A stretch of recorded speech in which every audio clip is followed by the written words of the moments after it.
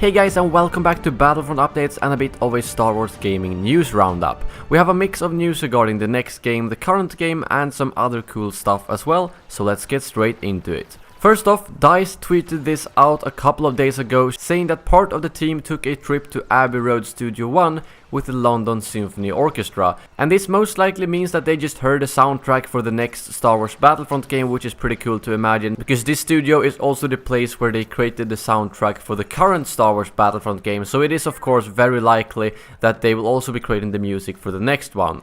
Whether or not this was the first visit and they're actually starting to work on the music now, or if the music is already complete, is hard to say, but my bet is for the latter. I think they probably finished the music by now, and now they're starting to work with actually incorporating it into the game. Moving on, we have a couple of reiterations regarding some things you guys keep asking me all the time, that Paul Kaslin, the producer on Battlefront, also responded to on Twitter. First off, it was regarding any more hero costumes for specific maps like Han, Luke and Leia's Death Star outfits, and he said that we commented on this a while ago, and unfortunately we won't be doing any more costumes. And this was something they said back like a couple of months ago, I think, so this isn't really any news, but I thought I would still repeat it just to let you guys know that no, there are no more costumes coming, which doesn't really surprise me. It does take a lot of time modeling hero costumes, so I think it's better if they put that work power to the next game and give us a couple of extra heroes there instead. And while we're talking about Hero Blast, he also responded to some people saying, "Hi, any news regarding Hero Blast?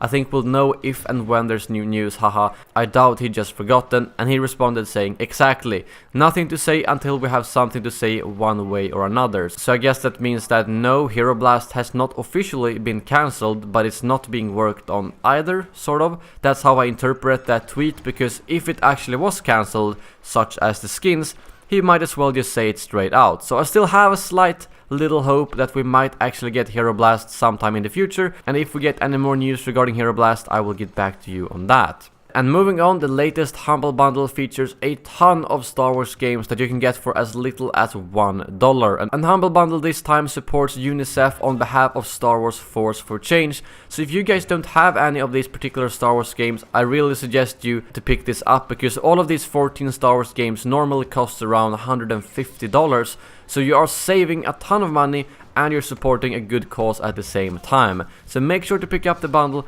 if you haven't already. Lastly, I just wanted to feature another really cool fan-made menu concept, this time regarding the prequel era and sequel era in Star Wars Battlefront. As you can see, he added the Rogue One era, sequel era and prequel era, and on top of that he added a couple of game modes to the menu, and something that I thought was pretty cool was the fact that he came up with a mode called Order 66, and as you can see by the description of the site, it would basically be a mode where you need to kill all the Jedi Knights, and if any of them escape, you fail the mission. I would totally play that game mode, but again, we haven't really heard anything about a prequel era for the next Battlefront game yet, so this is as always pure speculation, but it is very cool nevertheless, and if you want to see the full video, I will leave a link in the description below. But that is all for this video. Thank you very much for watching, and as always, may the Force be with you.